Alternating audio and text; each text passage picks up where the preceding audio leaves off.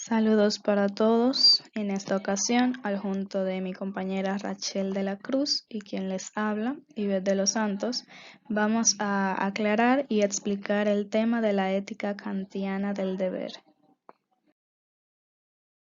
El mayor influyente y defensor de esta idea es Immanuel Kant.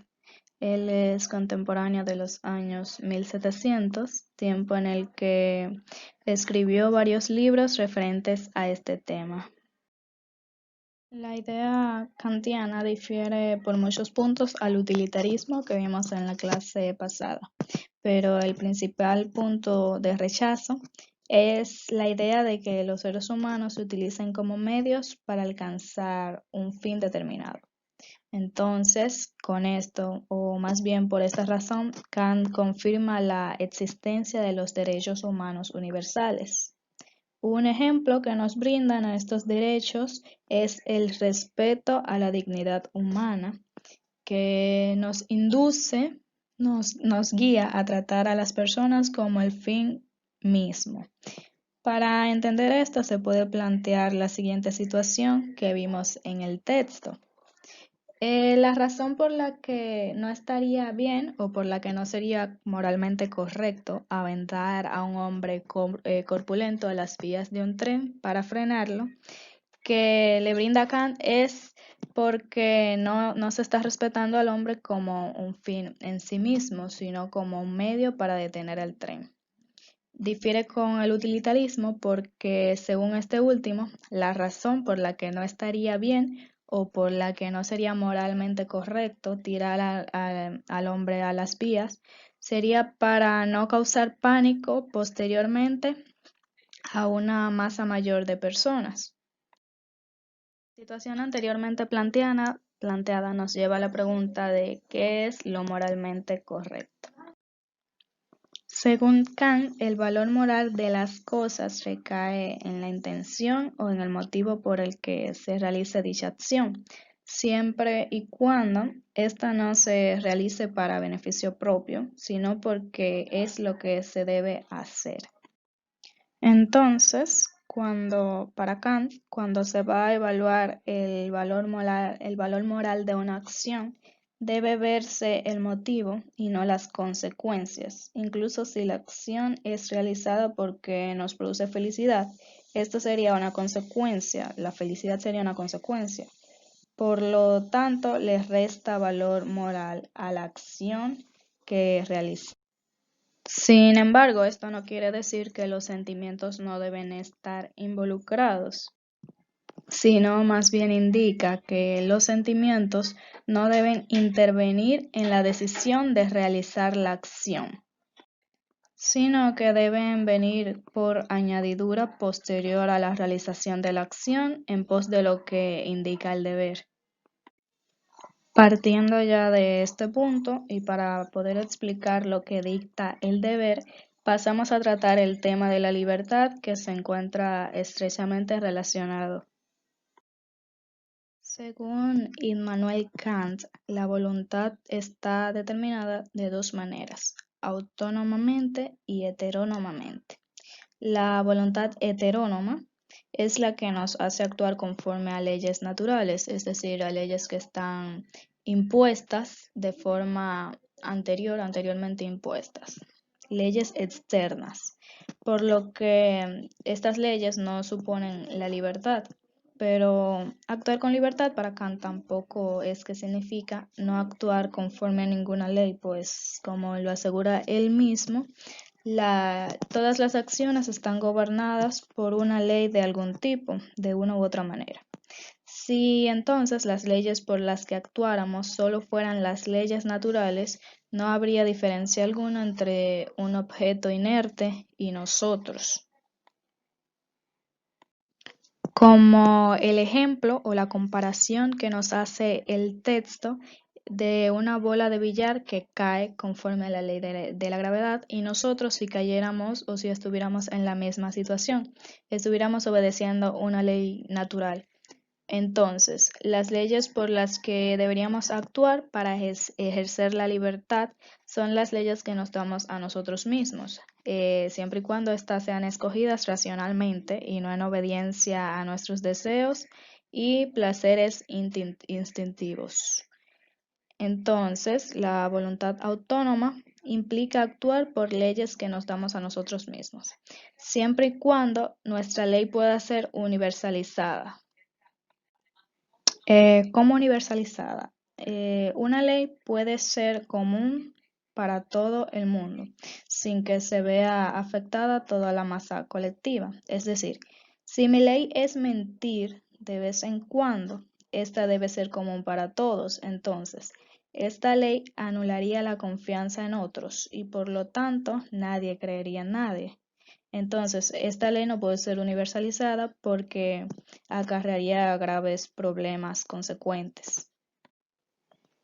Para Kant, o según Kant, todos coincidimos en las mismas leyes morales.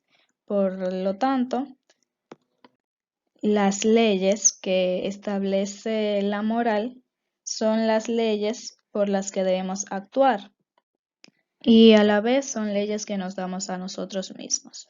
Para escoger estas leyes se necesita de lo que Kant llama razón práctica pura. Y al hacer ejercicio de esta razón, se llega a conclusiones comunes y leyes universales que no suplan solo los intereses individuales, sino también los colectivos.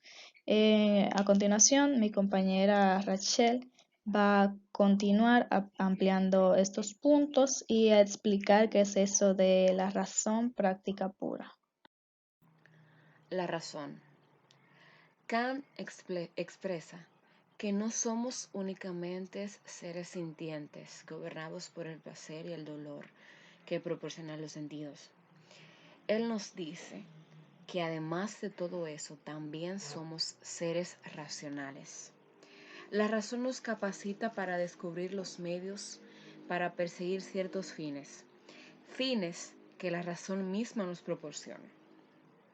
Si la razón determina mi voluntad, la voluntad se convertiría en la facultad de escoger con independencia de los dictados de la naturaleza o la inclinación. Fijémonos bien.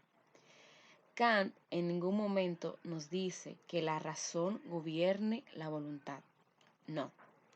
Lo que realmente dice Kant aquí es que mientras yo actúo libremente conforme a las leyes que yo misma me impongo o me doy, entonces ocurrirá que la razón va a gobernar mi voluntad. La razón de Kant, de la razón práctica, el tipo que invierte en la moral, no es de una razón instrumental, sino la de la razón práctica, pura, que legisla a priori, haciendo caso mismo a cualquier fin empírico. Kant obviamente no fue el primer filósofo en decir que somos seres racionales. Muchos antes lo dijeron, pero el sentido que él le da es diferente. Al contrario del utilitarista, Kant niega que la razón sea como ellos dicen. Para él, la razón no es esclava de las pasiones. Ahora veamos más acerca de esto. Ahora hablemos acerca de los imperativos que menciona Kant. Kant distingue dos maneras que tiene la razón de mandar a la voluntad: el imperativo hipotético y el imperativo categórico. El imperativo hipotético siempre se vale de una razón instrumental. Si quieres una cosa, entonces debes hacer otra. Estos siempre son acompañados de condiciones y se lleva a cabo solo si el acto es bueno como un medio para hacer otra cosa. En cambio, totalmente diferente, el imperativo categórico es un tipo de imperativo incondicionado. Si se presenta el acto como bueno en sí y por lo tanto como necesario para una voluntad en que sí concuerda con la razón. Y solo un imperativo categórico podrá contar como imperativo moral. La conexión entre los tres contrastes paralelos resulta visible. Ser libre, en el sentido de ser autónomo, requiere que se actúe no a partir de un imperativo hipotético, como acabamos de ver, sino a partir de un imperativo categórico. Pero, ¿cuál es la diferencia entre el imperativo hipotético y el imperativo categórico? Kant sostiene que el imperativo categórico nos hace exigencias incondicionales y lo contrapone al imperativo hipotético, el cual nos hace exigencias condicionales, es decir, nos exige que hagamos ciertas cosas bajo el supuesto de una condición. El imperativo categórico tiene dos versiones o formulaciones que nos llevan a verlos desde otro punto de vista. La primera versión del imperativo categórico nos dice: universaliza tu máxima. A esa se le hace llamar la fórmula de la ley universal. Antes que todo, por máxima, Kant entiende que es una regla o principio que da la razón de tus actos. Lo que está diciendo es que deberíamos actuar basándonos solo en principios que se puedan universalizar sin contradicciones. Si tu máxima no se puede convertir en una ley universal, pues es un indicio de que no es correcta y no se compadece al imperativo categórico. Si se universalizan máximas que no apoyan las leyes morales, tendremos un mundo lleno de inmoralidades. Para lograr explicar mejor esta opinión, pensemos un momento que alguien desea universalizar la máxima de que robar por hambre está bien. Tendríamos como resultado un mundo lleno de ladrones robando, refugiándose en esta máxima. Por ende, toda máxima que pueda ser una ley universal y compadece un imperativo categórico está lista para ser seguida. Ahora hablemos acerca de la segunda versión del imperativo categórico: tratar a las personas como fines. Esta se hace llamar, o la hacen llamar, la fórmula de la humanidad como fin.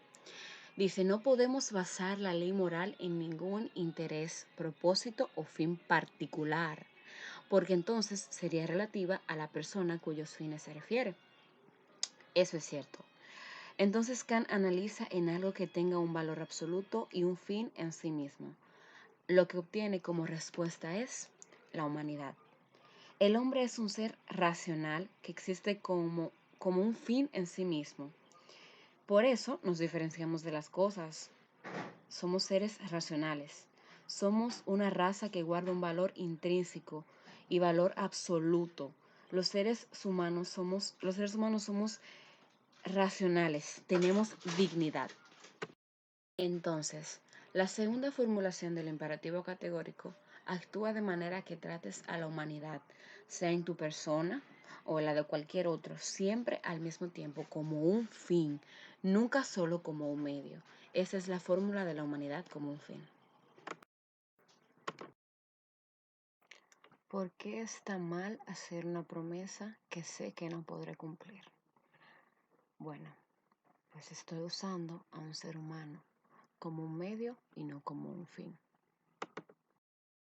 Hablemos ahora acerca del respeto kantiano.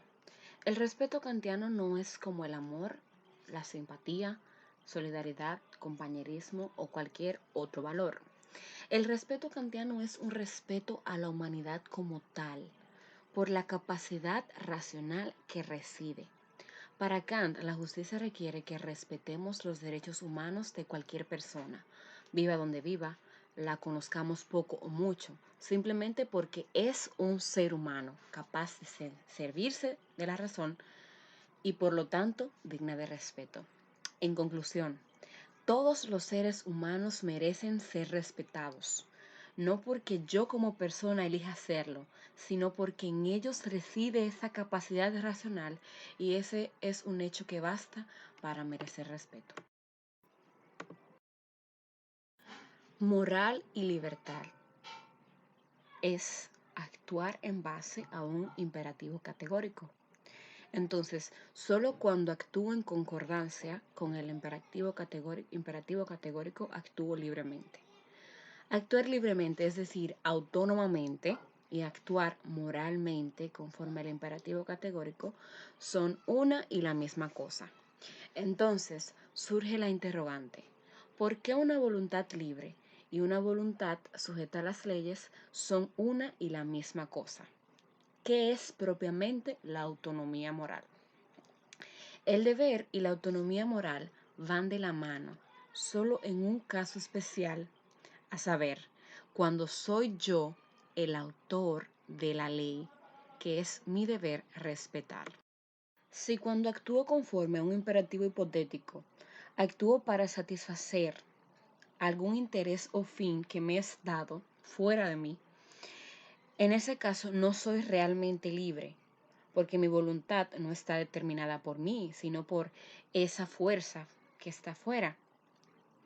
Puedo escapar de los dictados de la naturaleza y las circunstancias solo si actúo autónomamente conforme a una ley que me doy yo mismo. Tal ley ha de ser incondicional. Entonces, mi dignidad en cuanto a ser una persona libre no consiste en estar sujeto a una ley moral, sino en ser el autor de esa ley. Cuando estamos acatando el imperativo categórico, entonces acatamos una ley que hemos elegido nosotros mismos. Anteriormente se mencionaban 3 contrastes en los que se hallaban una semejanza. Ahora surge un cuarto contraste, el punto de vista, el reino de lo inteligible y el reino de lo sensible. En cuanto a ser natural, un hombre biológico, pertenezco al mundo sensible, pero soy un ser racional, entonces habito en un mundo inteligible.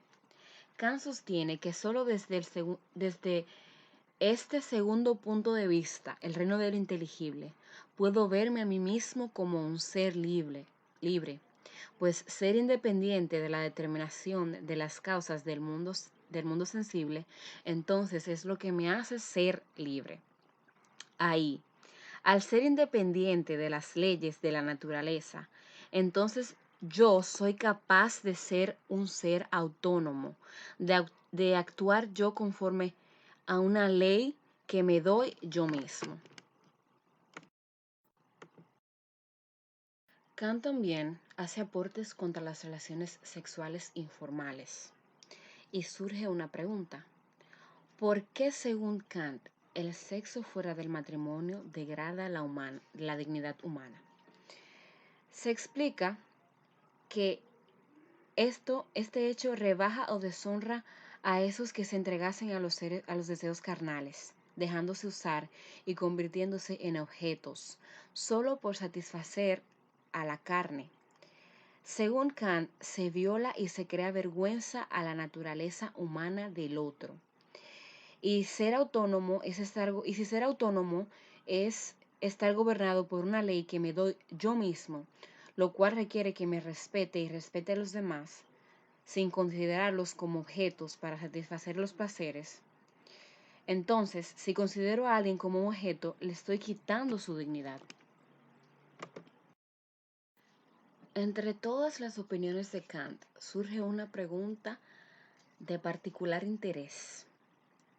¿Está mal mentir a un asesino? ¿Cuál sería el criterio para decidir quién merece la verdad y quién no? El deber de decir la verdad se mantiene sean cuales sean las consecuencias. En el texto se presenta una situación en la que mentir a una persona que no merece la verdad está mal. Entonces, decir la verdad siempre debe ser la principal y única opción. Kant dice que mentir al asesino está mal, no porque dañe al asesino, sino porque viola el principio de lo que es debido. La razón por la que usted debe decir la verdad, por la que todos debemos decir la verdad, Kant dice, no es porque el asesino tenga derecho a la verdad o que una mentira pueda dañar. La razón es que una mentira utiliza la fuente misma del derecho. Hay que intentar hacerlo de un modo que no sea incompatible con el imperativo categórico. El señor Clinton se encontraba en una situación penosa, en la que a ojos de todos había mentido. Surge la pregunta, ¿habría defendido Kant a Clinton? Pues, Eso es algo que no podemos responder. Lo que sí es obvio es que la teoría de Kant lo que cuenta es la intención o el motivo. Y una verdad engañosa no es propiamente una mentira. Kant también nos habla de la justicia. Según Kant, una constitución justa aspira a armonizar la libertad de cada individuo con la de los demás. Esta es una de las razones por las que hace tan fuertes críticas al utilitarismo.